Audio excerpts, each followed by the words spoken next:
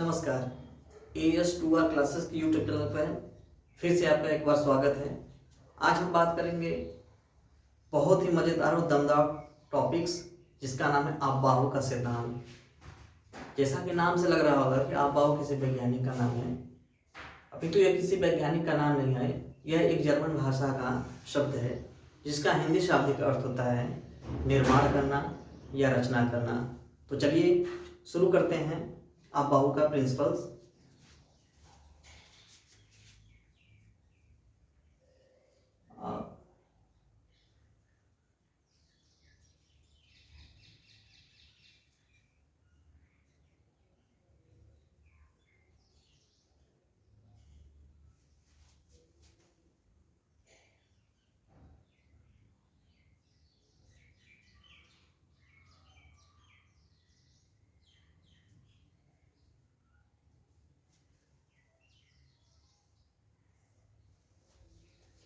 इस आपबाहु सिद्धांत का प्रयोग हम किसी भी तत्व का इलेक्ट्रॉनिक विन्यास निकालने में करते हैं।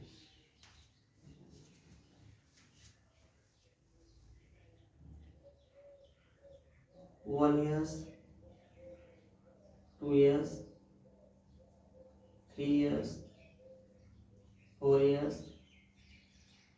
5 years, 6 years, 7 years, 8 years। इसको एक सर्कल के अंदर बंद कर देंगे।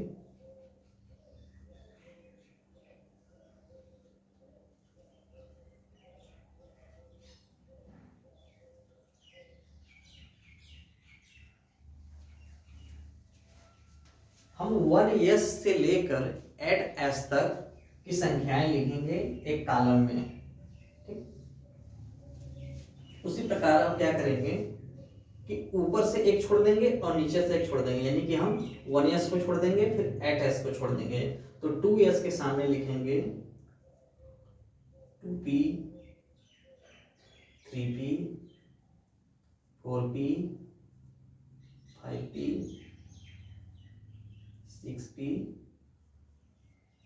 7p। अब इसको भी क्या करेंगे, एक सर्कल के अंदर बंद कर देंगे।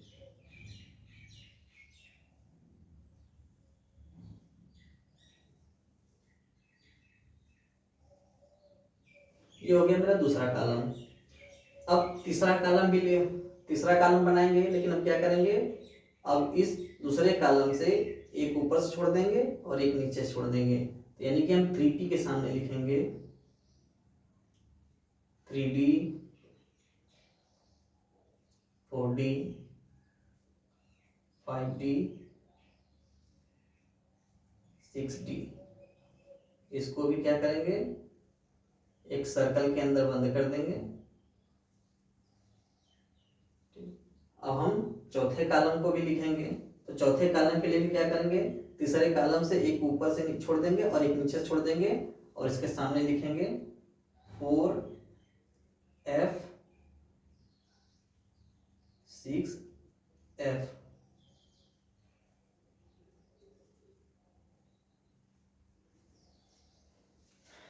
इतना हमने काम कर लिया। अब मेन काम करना है। अब एक एरो खींचेंगे इंक्लाइन। इस एरो का मुंह इस तरफ होगा और टेल इस तरफ होगा। सेम इसी प्रकार से हम एरो खींचेंगे।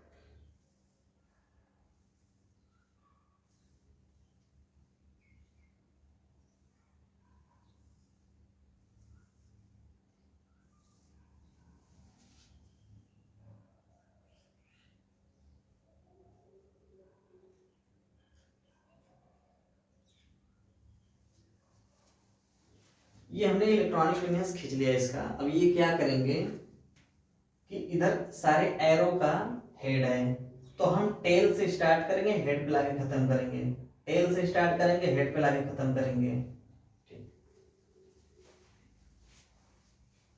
तो शुरू करते हैं।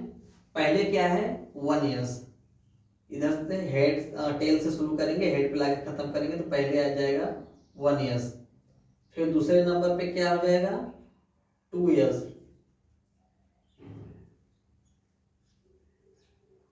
तीसरे नंबर पे कौन सा हो जाएगा, तीसरे एरो का टेल से स्टार्ट करेंगे तो पहले 2p आएगा, फिर 3s। अब चौथे एरो का शुरू करेंगे टेल से तो पहले क्या आएगा 3p, फिर क्या आएगा 4s। अब फिर पांचवे एरो से स्टार्ट करेंगे पहले क्या आएगा 3d, फिर 4p, फिर 5s। अब छठे का देखेंगे 4d पहले आएगा, फिर 5p आएगा,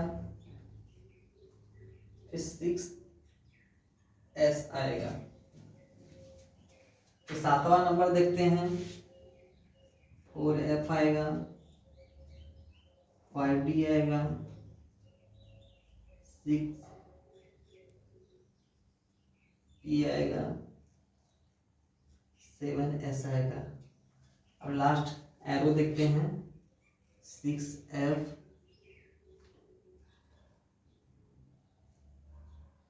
6d, 7p, 8s। अब ये इसका क्रम है। अब इसी को कहते हैं ऊर्जा का बढ़ता हुआ क्रम। क्या होता है कि जब भी हम इलेक्ट्रॉनिक किसी तत्व का इलेक्ट्रॉनिक विन्यास निकालते हैं तो जो क्या होते हैं इलेक्ट्रॉन ऊर्जा के बढ़ते हुए क्रम में प्रवेश करते हैं उपकोषों में। तो इस प्रकार अभाव का सिद्धांत ये कहता है कि किसी तत्व का इलेक्ट्रॉनिक विन्यास में हम क्या करते हैं कि इलेक्ट्रॉन क्या होता है ऊर्जा के बढ़ते हुए क्रम में प्रवेश पाता है। ठीक, तो इलेक्ट्रॉन क्या हुआ उपकोष के कक्षकों में इलेक्ट्रॉन ऊर्जा के बढ़ते हुए क्रम में प्रवेश पाता है। अभाव का सिद्धांत ये कहता है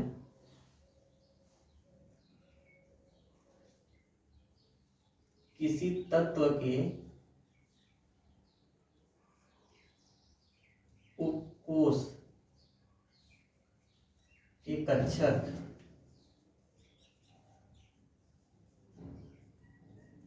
कक्षकों में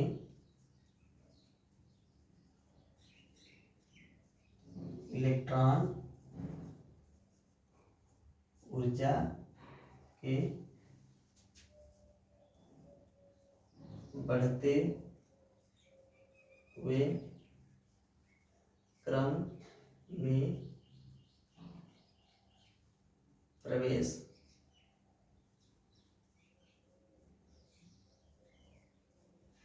करता है।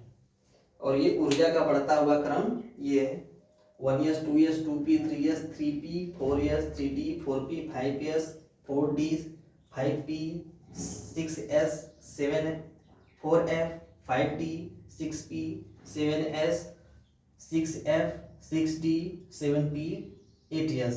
ये ऊर्जा का बढ़ता हुआ क्रम है। तो शुरू करते हैं। पहले हम निकालते हैं हीलियम का, हाइड्रोजन का निकालते हैं। पहले हाइड्रोजन का परमाणु क्रमांक 1 होता है, परमाणु भार 1 होता है। तब इसका इलेक्ट्रॉनिक विन्यास निकालेंगे तो देखिए इसमें क्या होता है कि हाइड्रोजन का परमाणु क्रमांक 1 होता है और परमाणु भार भी 1 होता है। तो परमाणु क्रमांक का क्या मतलब होता है कि जितना जितना परमाणु क्रमांक होगा उतने ही उसमें इलेक्ट्रॉनों की संख्या होगी। इसका परमाणु क्रमांक 1 है तो इसमें इलेक्ट्रॉन भी 1 ही होगा। तो अब पहला क्या है 1s, ये पहले कोष के s उपकोष के कक्षक में प्रवेश करेगा तो 1s और इलेक्ट्रॉन कितना है 1 है। तो इलेक्ट्रॉन को हम ऊपर उपकोष के जस्ट ऊपर हम इलेक्ट्रॉनों की संख्या को शो करते हैं। और एस उपकोष में 2 इलेक्ट्रॉन हो सकते हैं। एस उपकोष में एक कक्षक होता है और एक कक्षक में अधिकतम 2 इलेक्ट्रॉन हो सकते हैं। ये तो हो गया हाइड्रोजन का। अब देखते हैं हीलियम का। हीलियम का परमाणु क्रमांक 2 होता है और परमाणु भार 4 होता है। अभी परमाणु भार को छोड़िए, परमाणु क्रमांक के देखिए। परमाणु क्रमांक 2 हुआ तो इसका मतलब इसमें इलेक्ट्रॉनों टोटल इलेक्ट्रॉन कितने होंगे? 2 होंगे। तब इसमें इलेक्ट्रॉन देखते हैं, इलेक्ट्रॉनिक विन्यास 1s। ठीक। अब एस उपकोष में, एस उपकोष के कक्षक में अधिकतम 2 इलेक्ट्रॉन हो सकते हैं और 2 ही इलेक्ट्रॉन है। इसका मतलब ये कक्षक पूरा हो जाएगा तो 1s2 हो जाएगा।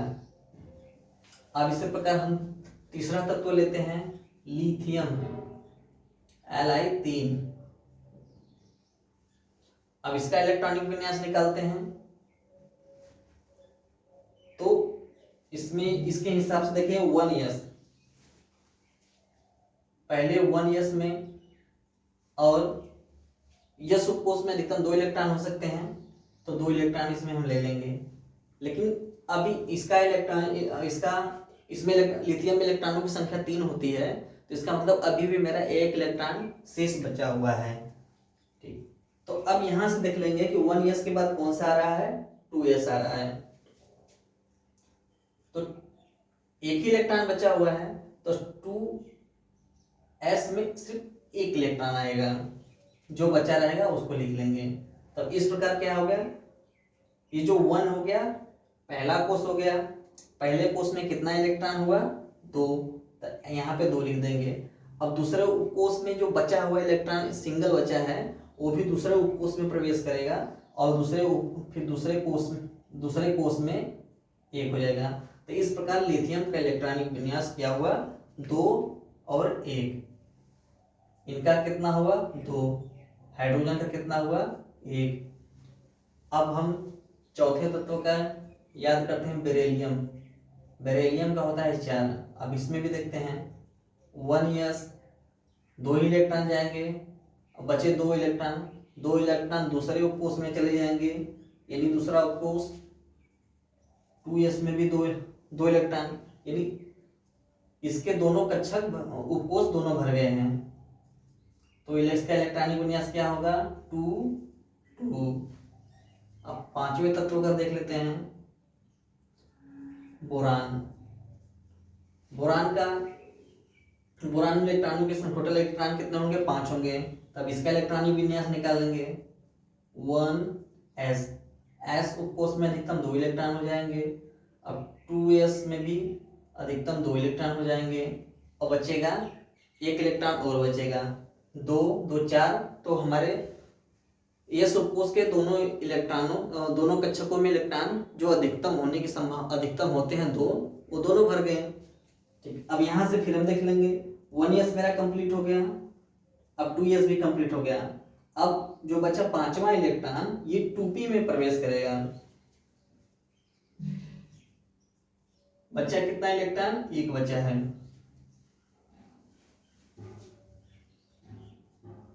अब यहां देखते हैं पहले कोष में कितना इलेक्ट्रॉन गया? 2 इलेक्ट्रॉन। अब दूसरे कोष में कितना गया? तो ये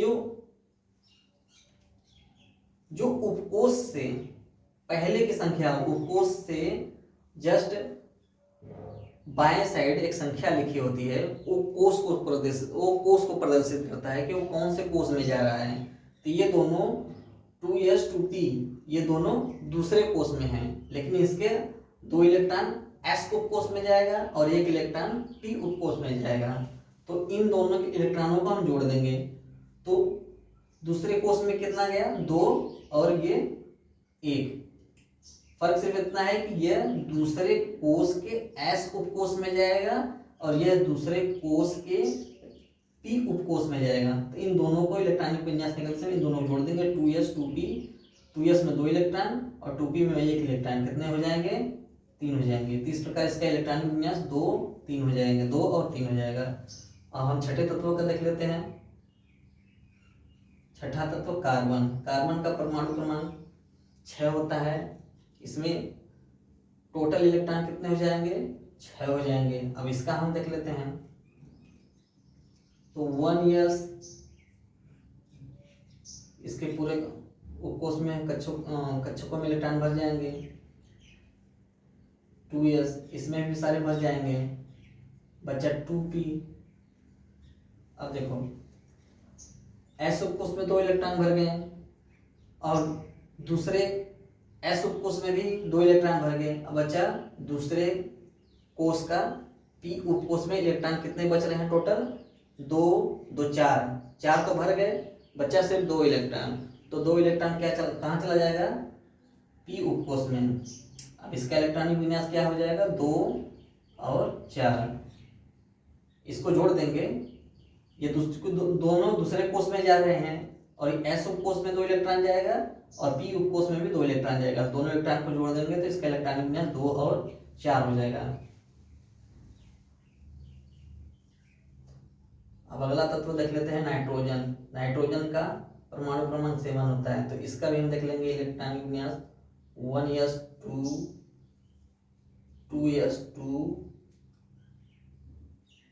2p3 2 2 4 3 7। इसका इलेक्ट्रॉनिक विन्यास कितना हो जाएगा? 2 5।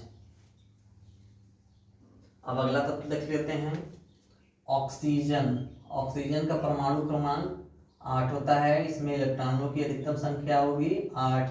अब इसका हम देख लेते हैं 1s2 2s2 2p4। इसमें इसका इलेक्ट्रॉनिक विन्यास कितना हो जाएगा? 1s2 2s2 2p4, यानी कि 2 और 4 2 6। इसका इलेक्ट्रॉनिक विन्यास ये हो जाएगा। अब अगला तत्व देख लेते हैं। अगला तत्व हो जाएगा फ्लोरीन। फ्लोरीन का इलेक्ट्रॉनिक विन्यास 1s2 2s2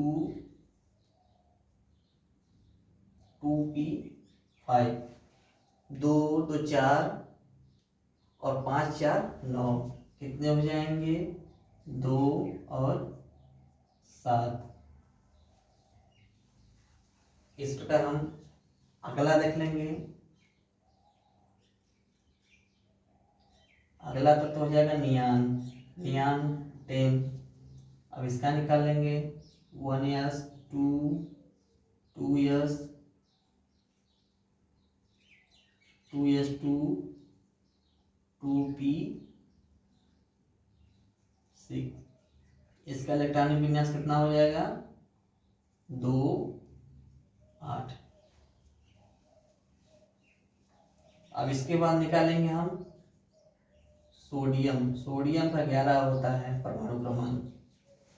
अब इसमें अब नियान में अब ये देखना है कि s उपकोष में अधिकतम 2 इलेक्ट्रॉन हो सकते हैं और p उपकोष में अधिकतम 6 इलेक्ट्रॉन हो सकते हैं।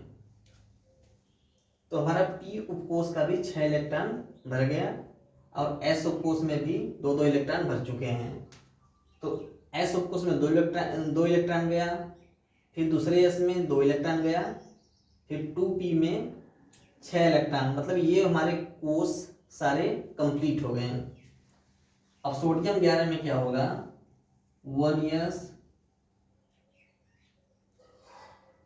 1s2 2s2 2p6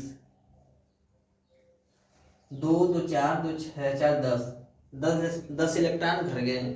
अब एक इलेक्ट्रॉन मेरा बच रहा है शेष। तब यहां से फिर देखते हैं कि 1s 2s 2p।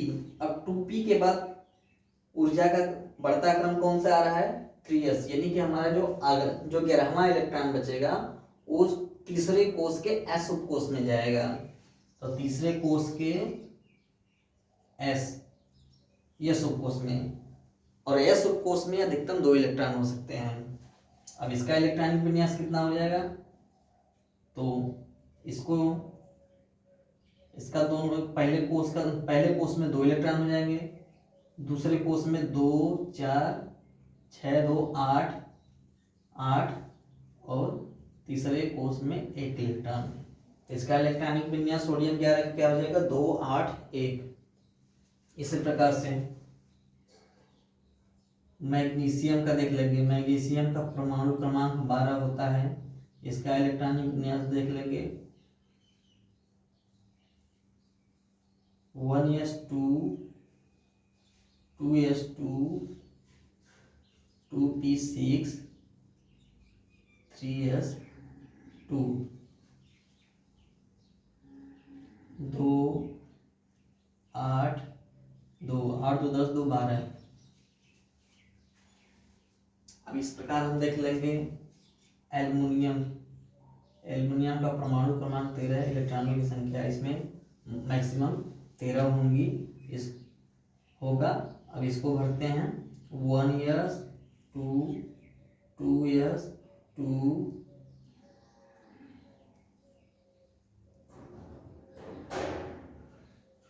2p6 3s2।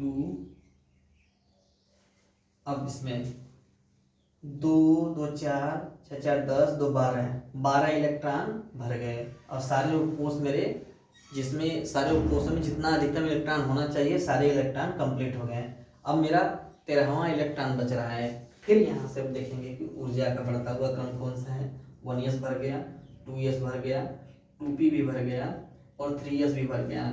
अब हमारा अगला इलेक्ट्रॉन कहाँ जाएगा 3p में जाएगा। तो 3p में कितने इलेक्ट्रॉन बचे हैं 1 इलेक्ट्रॉन बचा है, तो 1 इलेक्ट्रॉन यहाँ पे मेरा चला जाएगा। और फिर इसका हम देख लेते हैं 1s में 2 कोष में 2 4 6 2 8 चला गया। अब तीसरे कोष में 3 इलेक्ट्रॉन 8 2 10 3 13 इलेक्ट्रॉन हमारे पूरे हो गए। हमने एल्युमिनियम का देख लिया। अब देख लेते हैं सिलिकॉन का। सिलिकॉन Si का परमाणु क्रमांक 14 होता है। इसका निकालेंगे इलेक्ट्रॉनिक विन्यास 1s2 2s2 2p6 3s2 3s2 3p 2 2 2 4 6 4 10 2 12 यानी कि पी उपकोष में मेरा बचा हुआ 2 इलेक्ट्रॉन ही रहेगा। तो अब इसका इलेक्ट्रॉनिक विन्यास कितना हो जाएगा 2 2 6 2 8 2 2 4। सिलिकॉन का इलेक्ट्रॉनिक विन्यास कितना हो जाएगा 1s 2s2 1s2 2s2 2p6 3s2 3p2।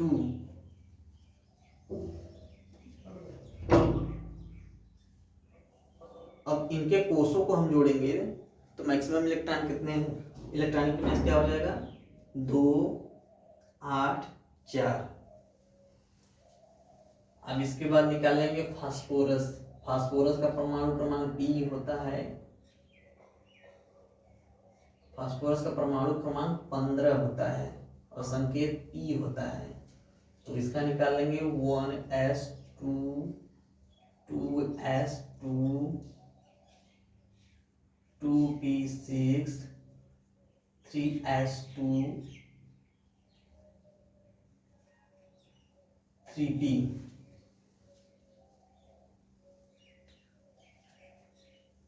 कितने भर गए इलेक्ट्रॉन 2 2 4 6 4 10 2 12 12। अब बचे हुए 3 इलेक्ट्रॉन। तो 3 इलेक्ट्रॉन हमारे और पी उपकोष में 6 इलेक्ट्रॉन अधिकतम हो सकते हैं, तो 3 इलेक्ट्रॉन इसमें चले जाएंगे। तो कितने हो जाएंगे 2 8 5 8 10 5 15। फास्फोरस पी तक हो गया। अब सल्फर S16। अब इसका इसका इलेक्ट्रॉनिक विन्यास निकाल लेंगे।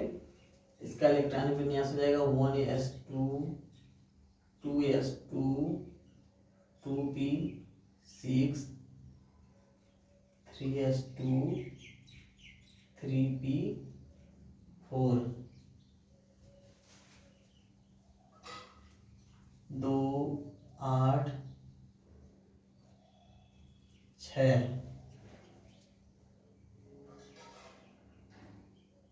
अगला तक तो क्लोरीन का देख लेंगे। क्लोरीन का संकेत Cl होता है, परमाणु क्रमांक 17 होता है। तो इसका इलेक्ट्रॉनिक विन्यास देख लेंगे 1s2 2s2 2p6 3s2 3p5 10 12 5 17। इसका इलेक्ट्रॉनिक विन्यास कितना हो जाएगा 2 8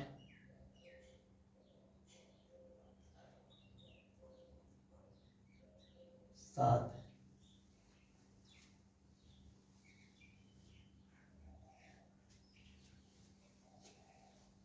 अब अगला तो हो जाएगा आर्गन। आर्गन का भी देख लेंगे। आर्गन का संकेत होता है Ar, परमाणु क्रमांक होता है 18। 1s2 2s2 2p6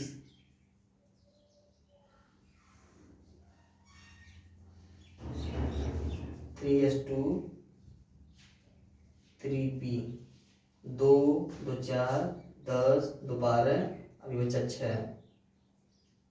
मतलब इसके सारे उपकोष में इलेक्ट्रॉन जितने अधिकतम होते हैं सारे कंप्लीट हो गए हैं। अब इसका इलेक्ट्रॉनिक विन्यास कितना है 2 6 2 8। तीसरे का 8। आर्गन का इलेक्ट्रॉनिक विन्यास कितना हो जाएगा 1s2 2s2 2p6 3s2 3p6। यानी इसके सारे उपकोष में जितने अधिकतम इलेक्ट्रॉन होने चाहिए सारे कंप्लीट हो गए। इसका इलेक्ट्रॉनिक विन्यास 2 8 8 होगा। 8 8 16 16 2 18। अब हम निकालते हैं अगले का पोटेशियम। पोटेशियम का संकेत K होता है और परमाणु क्रमांक 19 होता है। अब इसका निकाल कर देखेंगे 1s2 2s2 2p6 3s2 3p6।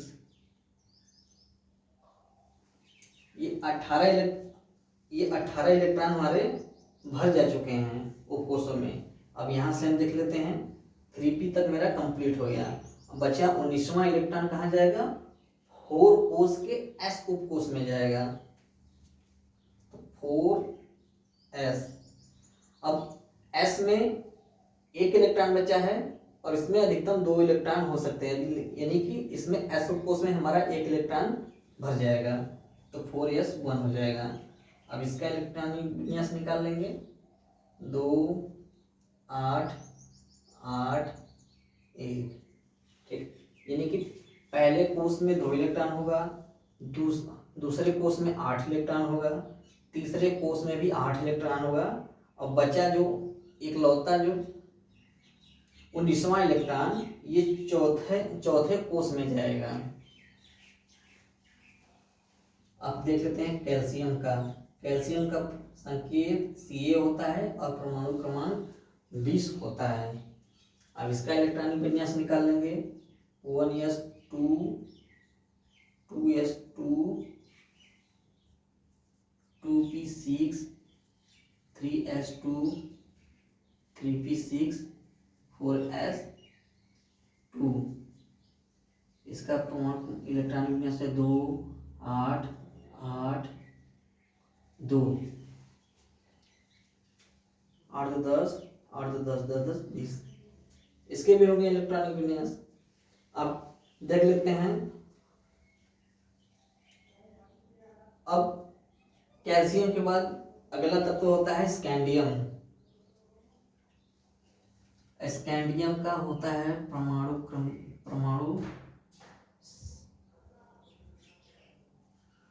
क्रमांक 21 होता है और संकेत Sc होता है। 2 1s 2s 2p 3s 3p 4s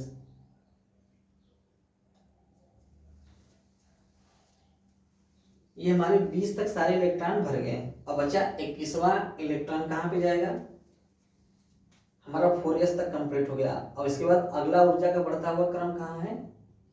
3d है, तो 3d में एक इलेक्ट्रॉन जाएगा। बचा 21वां इलेक्ट्रॉन, तो 3d में चला जाएगा। अब इसका इलेक्ट्रॉनिक विन्यास निकालेंगे। 2 8 8 3 8 2 10 8 18 18 3 21।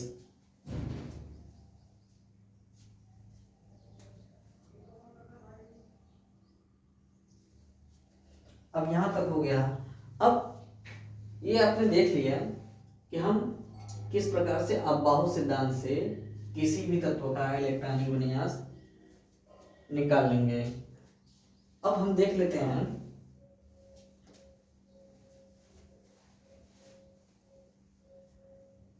एक चीज मैं आपको और बता देना चाह रहा हूं कि जो SPDF हैं, यहां पे S में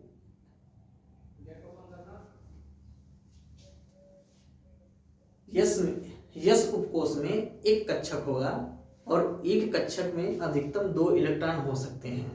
तो S उपकोष में अधिकतम कितने इलेक्ट्रॉन हो जाएंगे? 2 हो जाएंगे।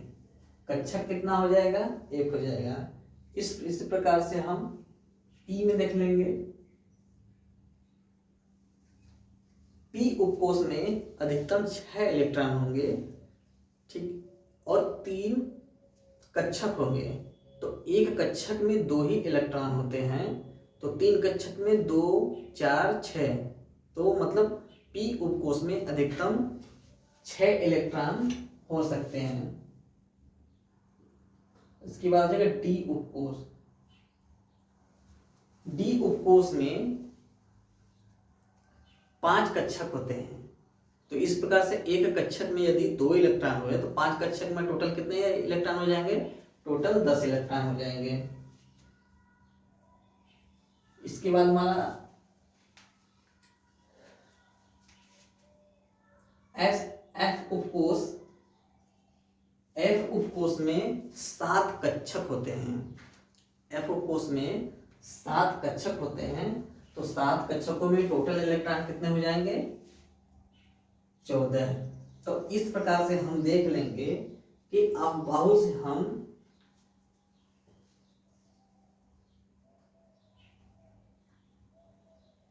अबाहु सिद्धांत से हम किन किन तत्वों, मतलब टोटल नंबर ऑफ इलेक्ट्रॉन कितने किस तत्व का है, मैक्सिमम इलेक्ट्रॉन जिसका हम इलेक्ट्रॉनिक विन्यास निकाल लेंगे। तो इस F उपकोष में 14 इलेक्ट्रॉन और फिर 7F में 14 इलेक्ट्रॉन, तो 14 गुना के 28। अब इसमें D उपकोष में 10 इलेक्ट्रॉन हो सकते हैं, तो कितने D हैं? 3D 4D 5D 6D, कुल 4D हैं। तो 10 चौका 40 इलेक्ट्रॉन इधर हो जाएंगे। अब P उपकोष में अधिकतम 6 इलेक्ट्रॉन होंगे, तो 6 1 2 3 4 5 6, तो 6 6 के 36, इसमें 36 इलेक्ट्रॉन इधर हो जाएंगे। और S उपकोष में केवल 2 ही इलेक्ट्रॉन होते हैं, तो कितने S हैं मेरे? 8S है, तो 8 दूना का 16। अब हम इन टोटल को हम जोड़ देंगे। 8 इधर, 8 से 14, 14 6 20, 20 की 0 हासिल 2 2 2 4 4 8 8 3 11 11 1 12। अर्थात दोस्तों बात यह है कि हम 120, जिस तत्व का परमाणु क्रमांक 120 है, हम उस तत्व तक का इलेक्ट्रॉनिक विन्यास आप बाउ प्रिंसिपल से निकाल सकते हैं। और आपको पता होगा कि अभी तक कुल 120 तत्वों के ऊपर अभी तक खोज ही नहीं हुआ है। हमारे वैज्ञानिकों ने 120 तत्वों के ऊपर आवर्त सारणी में भी 120 का ही जगह दिया है तत्वों को भरने का। अभी तक सारे कंप्लीट हो गया है। अब आप बहु सिद्धांत का प्रयोग करके हम तत्वों के कितने कोष हैं उस कोष को हम ज्ञात कर लेंगे, और किस कोष में कितने इलेक्ट्रॉन जाएंगे, किस कोष में कितने इलेक्ट्रॉन भरेंगे उसको हम देख लेंगे। और सबसे बड़ी बात, किस तत्व की बैलेंसी संयोजकता कितनी है, किस तत्व की दूसरे तत्वों के साथ सहयोग करने की कितनी क्षमता होती है, आप बहु सिद्धांत से हम इसको भी ज्ञात कर सकते हैं। अब ये हमारा बोर्ड तो भर गया। अब आगे हम देख लेते हैं।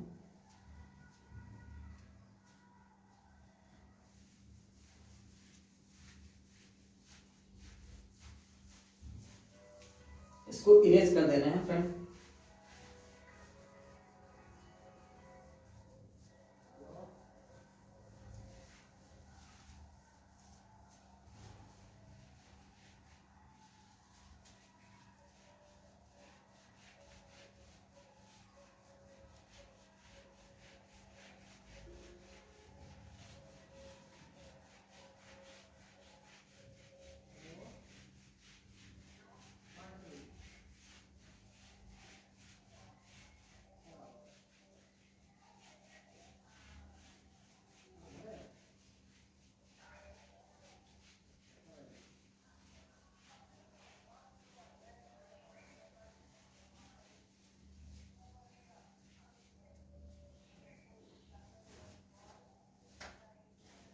हमने पहला तत्व हाइड्रोजन देखा था। हाइड्रोजन का इलेक्ट्रॉन विन्यास 1s1, इसमें 1 इलेक्ट्रॉन होंगे। इसी प्रकार से हमने हीलियम का देखा था। तो हीलियम का परमाणु क्रमांक 2 होता है और इसका इलेक्ट्रॉनिक विन्यास 1s2 यानी कि 2। लिथियम का देखा था हमने 1s2 2s1 यानी कि 2 और 1। अब किसी तत्व के नाभिक में न्यूट्रॉन और प्रोटॉन होते हैं। नाभिक के बाहर कोष हम खींच देंगे। तो हाइड्रोजन में क्या होता है, एक कोष होता है और एक कोष में एक ही इलेक्ट्रॉन है। तो हम, ये हो गया हाइड्रोजन का नाभिक और ये हो गया उसका कोष, और एक कोष में एक इलेक्ट्रॉन है। तो ये किधर हो गई, पहले कोष में एक इलेक्ट्रॉन हो जाएगा। अब हीलियम में देख लेंगे, इसका परमाणु, हीलियम में क्या होगा, इसके कोष में 2 इलेक्ट्रॉन होंगे। लिथियम का देख लेंगे, ये हो गया कोष, ये हो गया नाभिक। तो इस पे पहले कोष में 2 इलेक्ट्रॉन भर गए।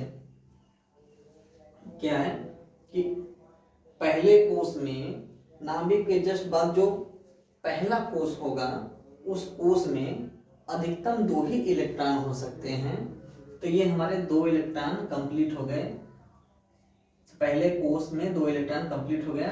अब बचा जो हमारा लिथियम का जो सिंगल बचा इलेक्ट्रॉन, ये हमारा जाएगा दूसरे उपकोष में। तो इस दूसरे उपकोष में ये इलेक्ट्रॉन बचेगा। अब बेरिलियम का देख लेंगे,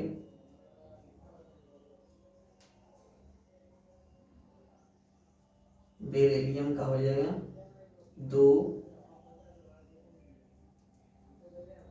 1s2 2s2 यानी कि 2 और 2। बेरिलियम का देख लेंगे, ये हो गया नाभिक, ये हो गया पहले कोष में 2 इलेक्ट्रॉन हो जाएंगे। बचाइए दूसरा कोष, दूसरे कोष में 2 इलेक्ट्रॉन हो जाएंगे।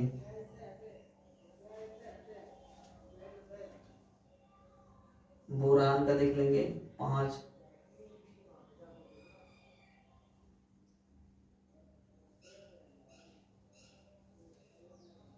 वन एस 2s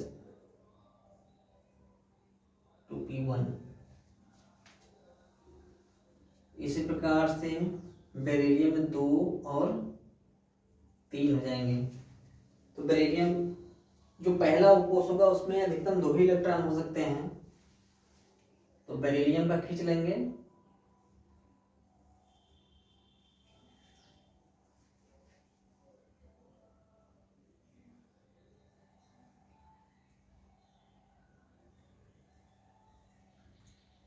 ये बीच में जो प्लस साइन है ये न्यूक्लियर यानी नाभिक को शो करता है। और नाभिक क्या होता है, उसका द्रव्यमान होता है, किसी तत्व का द्रव्यमान होता है। और नाभिक में 2 तत्व होते हैं,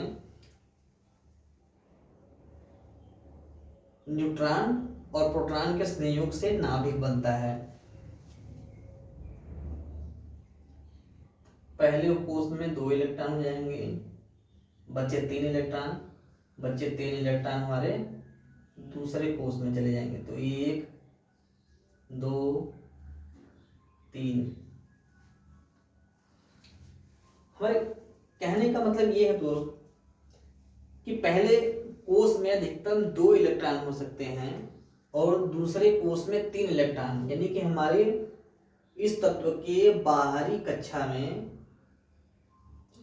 बाहरी कोष में कितने इलेक्ट्रॉन हैं? 3 इलेक्ट्रॉन। और यही तीनों इलेक्ट्रॉन क्या होंगे, किसी दूसरे तत्व से संयोग करने में इन्हीं की भूमिका होती है। कोई भी तत्व दूसरे तत्व के साथ संयोग उसी हिसाब से कर पाएगा, उतनी ही उसकी पावर होगी जितने उसमें इलेक्ट्रॉन होंगे। तो इसके बाहरी कोष में 3 इलेक्ट्रॉन हैं।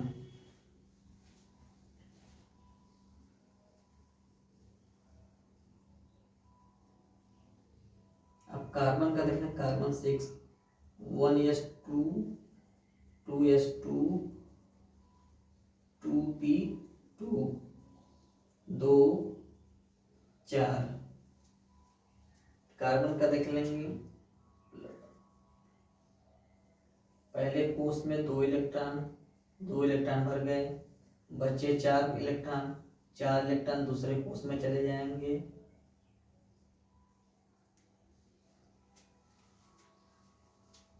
नाइट्रोजन का देख लेंगे, 1s2 2s2 2p3 2 5, यानी कि प्लस पहले कोष में 2 इलेक्ट्रॉन हो जाएंगे, तीसरे कोष में 5 इलेक्ट्रॉन हो जाएंगे।